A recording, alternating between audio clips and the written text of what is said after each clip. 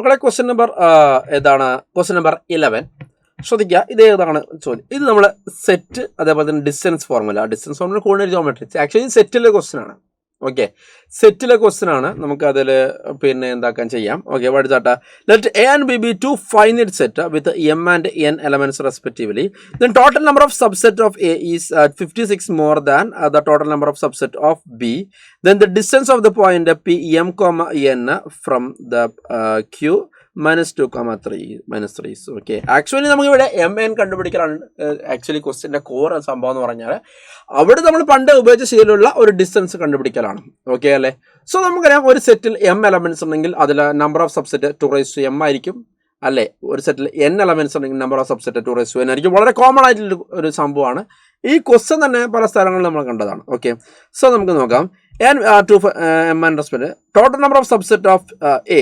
Okay, total number of subset of A എന്ന് പറയാൻ നമുക്ക് അറിയാവുന്നതാണ് 2m ആണ്. Okay, which is 56 more than subset of what N B എന്നാണ് പറഞ്ഞിരിക്കുന്നത്. പഠിച്ചാട്ട 2n-നേക്കാളും 56 മോർ. ഓക്കെ, അഥവാ N of A is equal to M ആണെങ്കിൽ നമുക്കറിയാം number of subset of A. Okay, number of subset of A എന്ന് പറയുമ്പോൾ എന്താണ് 2m ആണ്. അപ്പോൾ N of B is equal to N ആണെങ്കിൽ number of subset of B എന്ന് പറയുമ്പോൾ എന്താണ് 2n ആണ്. അപ്പോൾ ഈ 2m എന്ന് പറയുന്ന സാധനം 2n-നേക്കാളും 56 കൂടുതലാണ്. Number of subset of A എന്ന് പറഞ്ഞാൽ നമ്പർ ഓഫ് സബ്സെറ്റ് ഓഫ് ബിനേക്കാളും 56 കൂടുതലാണ്. Okay, that is simply 2m - 2 എന്ന് പറയുമ്പോൾ എന്താണ് 56. ഓക്കെ, അപ്പോൾ നമ്മുടെ എമ്മിൻ്റെയും എന്നിൻ്റെയും വാല്യൂ കണ്ടുപിടിക്കുന്നത് that we can do by trial and error method. Okay, നമുക്കറിയാം എമ്മിന് 2 കൊടുക്കാൻ വേണ്ടി പറ്റില്ല, 3 കൊടുത്തിട്ട് കാര്യമില്ല, 4 കൊടുത്തിട്ട് കാര്യമില്ല, 5 കൊടുത്തിട്ട് കാര്യമില്ല. കാരണം ഇതൊക്കെ എന്താണ് 2 ചെയ്ത് കഴിഞ്ഞാൽ 56 കുറവാണ്. 6 കൊടുക്കാൻ വേണ്ടി പറ്റുമോ? 6 കൊടുത്തിട്ട് കാര്യമുണ്ടോ? നമുക്ക് നോക്കാം. അവിടെ 2 കൊടുത്താൽ എമ്മിന് 2 കൊടുത്തു കഴിഞ്ഞാൽ വാട്ട് വിൽ ഹാപ്പൻ?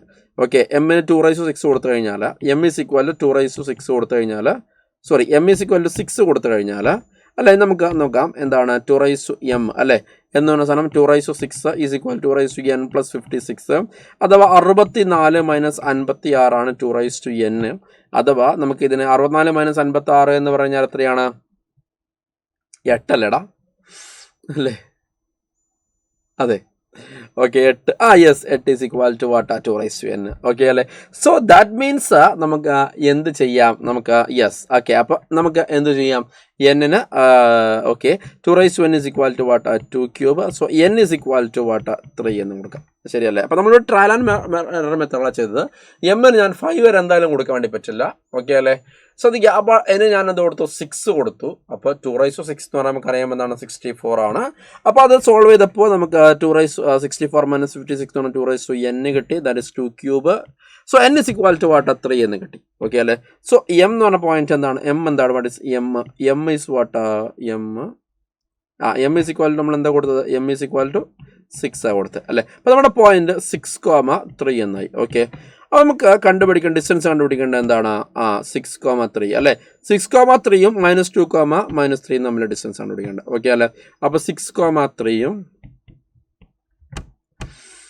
-2, -3യും തമ്മിലുള്ള ഡിസ്റ്റൻസ് ആണ് നമ്മൾ കണ്ടുപിടിക്കേണ്ടത്. ഓക്കെ അല്ലേ? So what is that? This is PQ അല്ലേ? നമുക്ക് സിമ്പിൾ യൂസ് ഡിസ്റ്റൻസ് ഫോർമുല അല്ലേ? എന്താ distance formula? x2 - x1 the whole square അല്ലേ? അതായത് -2 - 6 the whole square. Okay, x2 - x1 the whole square plus y2 - y1 the whole square, that is -3 - 3 the whole square അല്ലേ? എന്ന് പറഞ്ഞാൽ 8 square plus എന്താണ് 6 square അഥവാ √100. Answer is PQ is equal to 10. PQ is equal to 10. So option 1 is the correct answer.